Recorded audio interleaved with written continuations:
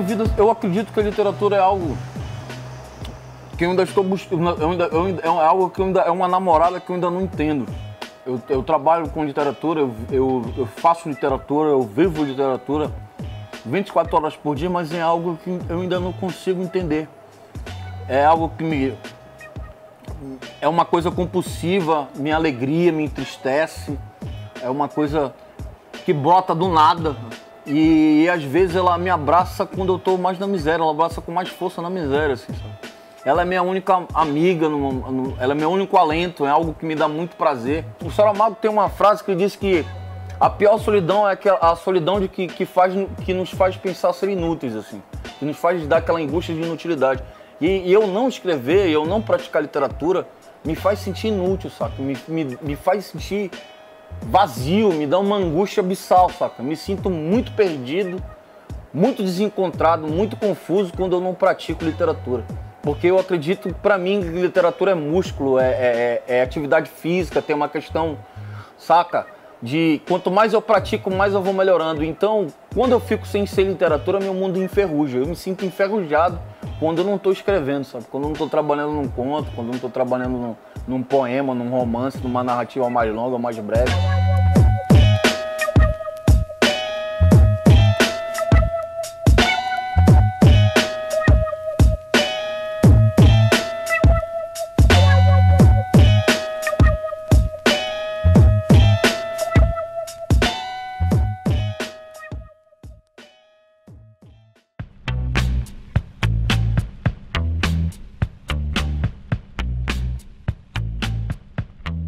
Ninguém me incentivou a fazer literatura, ninguém me deu um livro, não tive um professor, não tive parente. Apesar de ter visto meu pai na TV algumas vezes, mas ele nunca me falou de nada disso comigo, assim.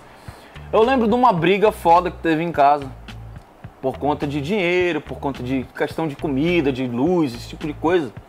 E rolou uma briga entre o meu pai e meu tio, assim, foda, muito pesado.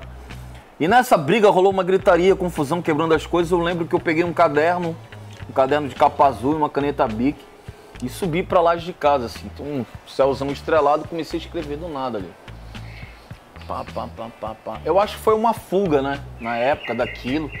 Eu não sei, acho que eu queria fugir daquele caos todo e comecei a escrever. E foi aí que eu vim sacar que a literatura me deixava mais tranquilo, que melhorava meu humor, me deixava mais calmo, então me apaziguava de alguma certa forma. E eu não, nessa época, quando eu escrevi esse meu primeiro conto, eu não tinha leitura de bons livros nem nada, só que depois de um tempo, eu fui num quarto da minha tia, formada em geografia, professora de geografia, já falecida, e ela tinha uma mini biblioteca, assim. E lá nessa mini biblioteca que eu peguei Vidas Secas, do Graciliano Ramos. Eu li, me apaixonei, e naquele instante eu saquei, porra, é isso que eu quero pra porra da minha vida, gente. Eu fiz até a sexta série porque tinha questão do trabalho, de faltar grana, família, sabe, na época não estava muito bem, então rolou uma certa confusão, acabei abandonando os estudos aí na sexta série e tal. Só que depois de um tempo fiz supletivo de primeiro e segundo grau e a literatura sempre continuou aí. Pra mim a literatura tá morando em bares, em biqueiras, sabe, em situações familiares em decadência, pra mim tá na rua, sabe, não tá dentro da academia. Eu nunca consegui escrever bem ou desenvolver a minha literatura através de pesquisa de biblioteca ou de laboratórios. Nada contra, mas é só um tipo de estilo mesmo. Onde eu me encaixo realmente é na vivência na rua.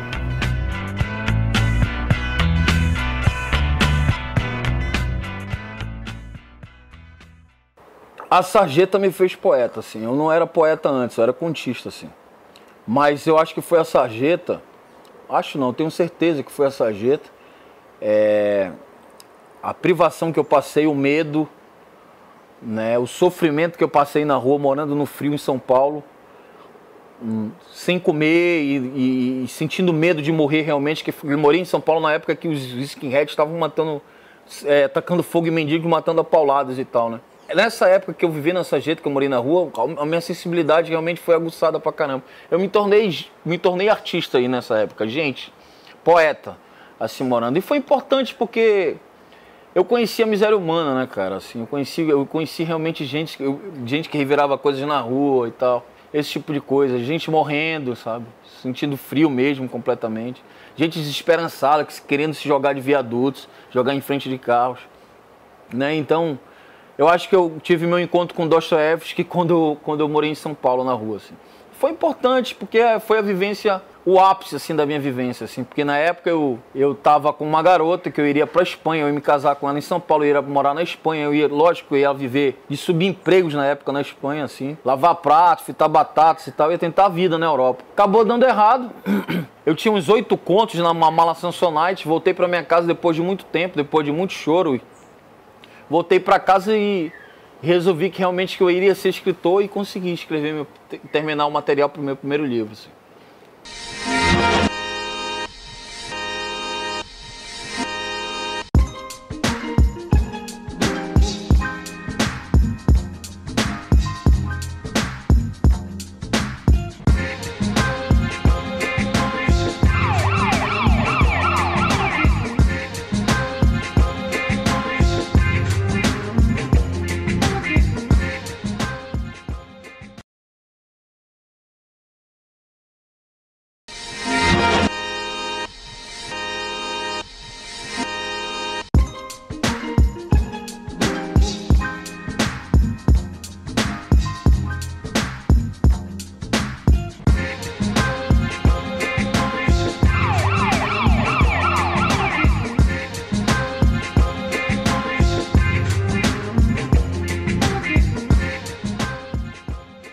Teve uma época que qualquer coisa inspirava, sabe?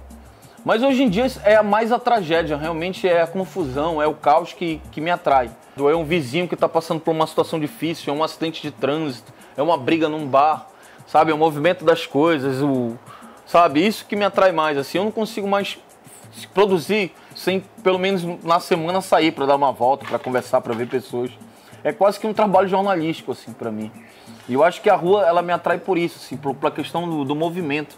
Pra mim tem que ter movimento, sabe? Tem, lógico que chifre, pé na bunda, né? Uma humilhaçãozinha aqui, outra ali, isso também dá um certo empurrão, né? Porque você desconta. A literatura serve também pra isso, pra você descontar as mazelas, os socos que a vida dá, né?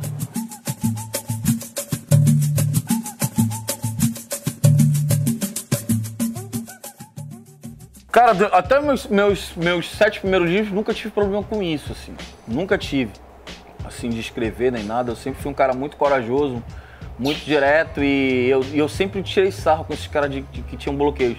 Mas agora, quando eu tô agora nesse momento que eu tô para entregar meu romance, realmente bateu uma certa, não é dizer que segurança, mas bateu uma preocupação pra caramba, assim, sabe? Porque, pô, é um livro que vai ser lido pra caramba no país inteiro. Vai ter acesso para todo mundo ler, quer dizer, né? Vai estar em todas as livrarias, vai ter um lance de vender em livrarias de fora, na Europa, Estados Unidos e tal. Questão de ser traduzido, de virar filme. Então isso mexeu comigo, assim, tipo, que me exigiu muito, sabe? Me exigiu muito. Então teve um tempo, assim, que eu fiquei mais pensando do que pratiquei, assim. Então eu acho que isso é um erro, assim, você arquitetar muito e não fazer literatura, sabe? Eu acho que você só consegue fazer literatura escrevendo, fazendo, errando, sabe? Eu acho que arquitetar comigo não funciona muito, assim. Tem dias que vai fluir a parada, tem dias que não vai fluir, que você vai ficar pensando como você vai trabalhar o personagem, tem dias que não. Então, é chato, cara. Eu descobri realmente que eu não sou romancista, assim.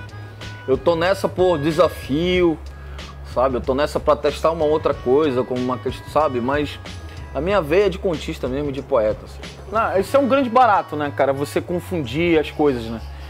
Fazer com que um leitor se confunda e ache que aquilo é real, né? Eu acho que isso é um ponto. Eu fico muito contente, cara, quando eu escrevo um conto completamente ficção, só que me pondo em cena como personagem, escrevendo em primeira pessoa, lógico, e o leitor me dá um retorno, tipo, que mandando uma mensagem, cara, aquele conto que tu falou, de que tu saiu do não sei o que tu viu um anjo e tu comeu uma prostituta, isso aconteceu mesmo e tal. Eu não tenho a mínima vergonha, não tenho nenhuma vergonha de me colocar no centro da cena. A literatura é transgressão mesmo, a literatura foi feita para incomodar, ela vai chegar uma hora que ela vai ser pornográfica, ela vai ser escatológica, ela vai ser nojenta mesmo, ela tem que incomodar, a arte tem que incomodar. Só assim você vai transformar a sociedade mais decente, sabe? Com mais consciência para discutir coisas, mais livre, né? Eu sou contra completamente esse tipo de coisa, cara. Eu nunca tive medo de escrever nada. Eu não mudo a minha estética pra nada, a minha técnica pra nada, como é que eu posso dizer? Pra agradar ninguém, eu tô aí pra desagradar mesmo, sabe, na escrita.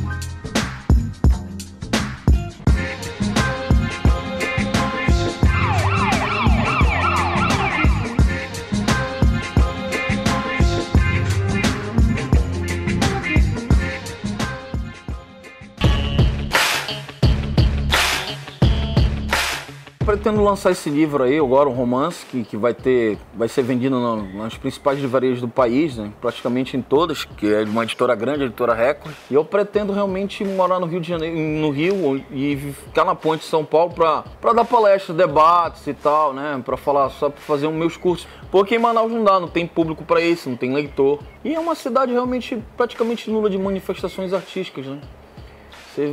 Você não vê movimentação, é um povo realmente que vem enegrecendo, vem diminuindo em relação a isso, sabe? Você fala de literatura para as pessoas aqui em Manaus e as pessoas não sabem se está um poeta, um contista, não sabem o que é conto, sabe?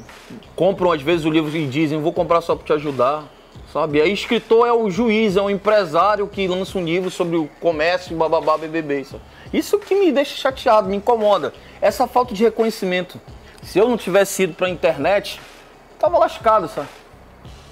Então eu tenho uma mágoa, lógico, realmente com a cidade em relação a isso. Da falta de oportunidade, de não haver uma movimentação literária, de não haver um apoio nisso, sabe?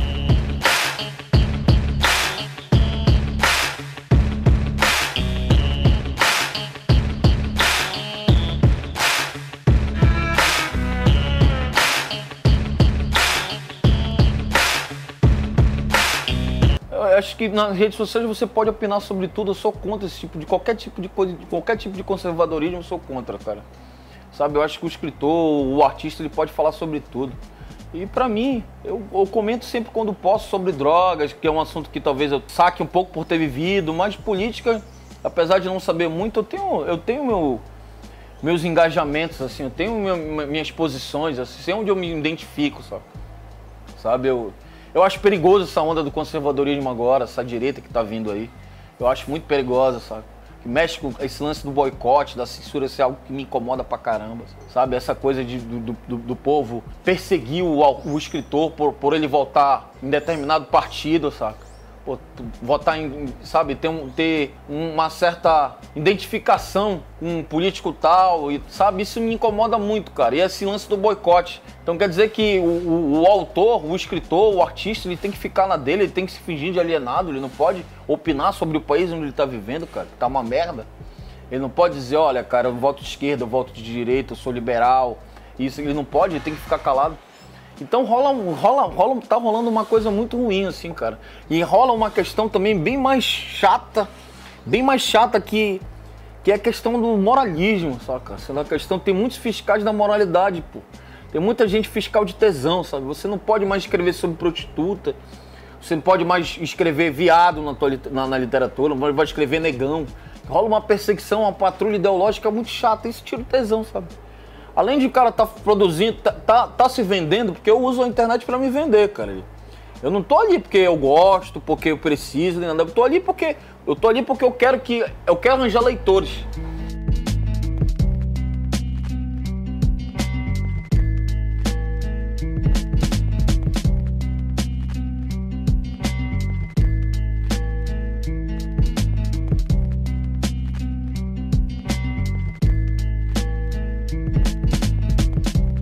eu nunca critiquei, eu nunca zombei da Flip de uma maneira ruim, assim. A Flip Pop pra mim era uma forma de dar voz a caras que estavam longe do grande centro e que não publicavam por grandes editoras, assim. E eu acho que esses caras, tem muita gente que publica por editora pequena que escreve muito bem, sabe? E que tem gente que lá do Acre, Pará, que escreve tão bem quanto os caras que estão morando no eixo, Rio-São Paulo aí. Na Flip Pop discutimos machismo na literatura, editoras independentes, uma porrada de coisas, sabe?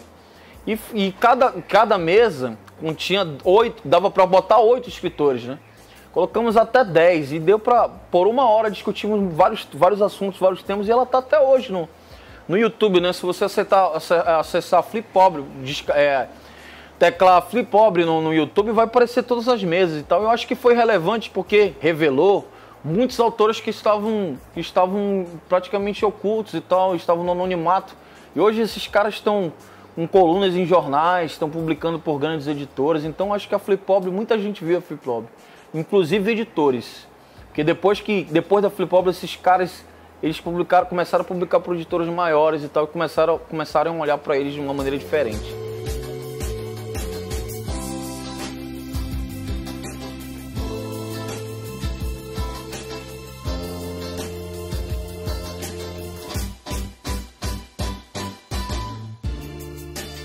Só que na Flip realmente eu fui tratado como escritor, assim, cara. Eu vi muita gente graúda, assim, no meio literário, me parabenizando, me dando um abraço. Eu dei autógrafo, cara, na Flip. Eu ganhei muito livro. Eu ganhei 4 presentes. E eu fui ovacionado, né? Lógico, junto com alguns meus 2 colegas e tal. Isso me surpreendeu muito. Porque eu vi que a literatura tem público, cara, assim, sabe? Não tem na minha cidade, mas lá fora tem muito, assim. É um povo que gosta de comentar literatura, que tem um escritor realmente como um ídolo, como alguém, sabe, uma celebridade. Eu acho isso importante num país em que se lê muito pouco, em que o índice de analfabetismo é muito alto. Ter um escritor como celebridade, como um ídolo, como um popstar, eu acho que isso é relevante.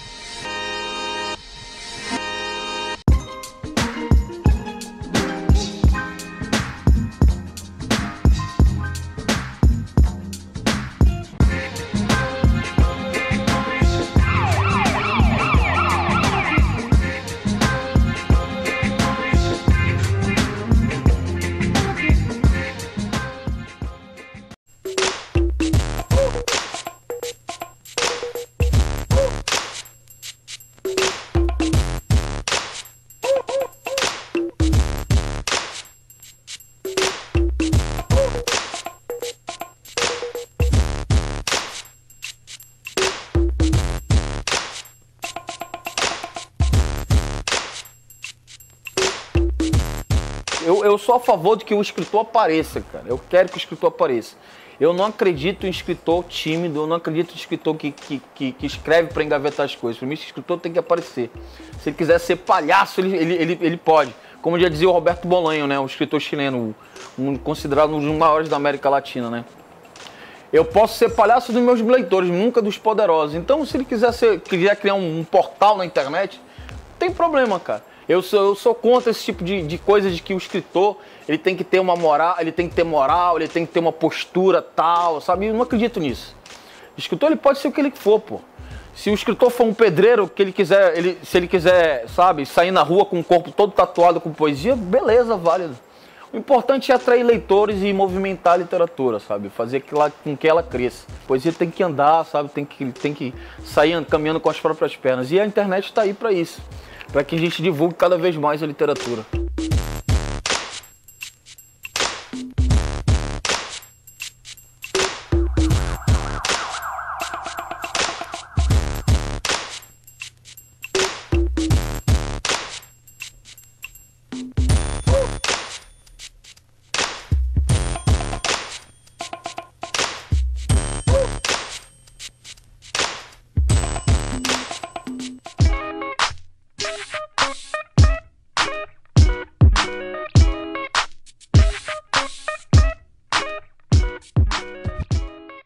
era um moleque que, aos 7, 6, 8, 10 anos, eu lembro que eu estudava pela manhã e à tarde eu ficava em casa vendo TV. Ficava de cueca, tomando quissuco de groselha e comendo torradinha ou pão, sabe? Esquentado na frigideira, assim. Aí eu vi Tira da Pesada, vi filmes do Charles Bronson, Jean-Claude Van Damme, né?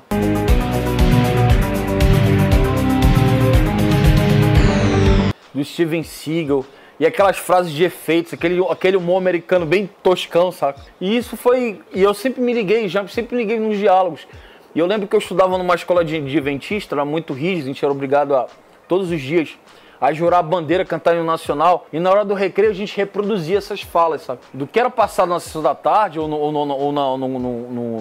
no Supercine, ou no Corujão. O moleque, desde o moleque eu já assistia filme escondido. E a minha garotada, a minha geraçãozinha de moleque de pivetinho, a gente tentava reproduzir as cenas de luta, os diálogos, e era muito engraçado, porque todo mundo via. Então eu sempre curti muito cinema, assim. E o cinema me ajudou muito na questão de me situar em alguns pontos da literatura, assim. Como você é muito jovem, você não saca muito de escrever, as imagens do cinema te ajudam, de certa forma, a traduzir o que você já escreveu. Assim. Então, o cinema para mim sempre foi uma paixão, mas eu nunca tive um envolvimento técnico nem nada, nunca fui num estúdio de cinema, nunca tive contato com uma câmera, de pegar, de filmar, sabe? Mas é um sonho, é algo de ver meu escrito vivo numa câmera, sabe? Ver em movimento, isso é um sonho. Eu acho que vai se realizar em algum momento. Uma grande produtora brasileira, chamada Vânia Catani, já me convidou e já deu a palavra dela de maneira pública na internet, que vai fazer um filme meu, né? Um filme, algo escrito meu. E eu acho que esse momento vai chegar, é um sonho a ser realizado. E eu acho que é isso, depois de ver meu filme no cinema, ou de ver minha literatura no cinema, eu acho que eu não tenho mais o que almejar, não.